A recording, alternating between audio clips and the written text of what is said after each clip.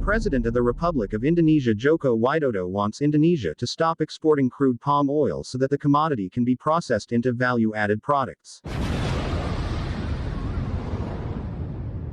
President Jokowi said Indonesia must have the courage to stop exports of raw materials, despite the potential for lawsuits to the International Trade Organization.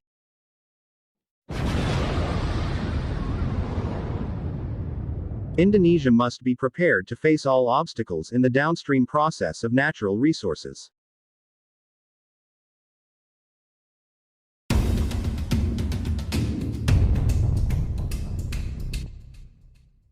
In fact, the president asked his staff to prepare international lawyers if Indonesia was sued for stopping the export of raw materials.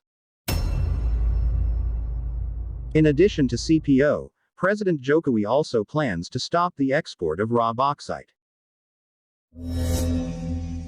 He asked that domestically produced bauxite should be processed into alumina and aluminum metal.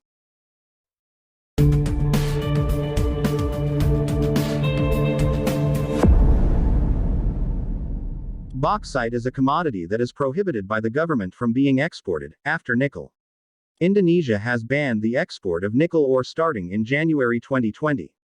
This policy is in line with the issuance of the Minister of Energy and Mineral Resources Regulation No. 11 of 2019 concerning the Second Amendment to the Minister of Energy and Mineral Resources No. 25 of 2018 concerning mineral and coal mining.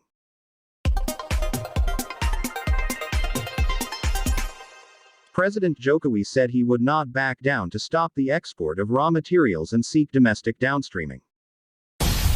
Reflecting on the past few years, Indonesia had lost the opportunity to gain economic value-added benefits, when the world experienced an increase in the price and demand for oil and wood.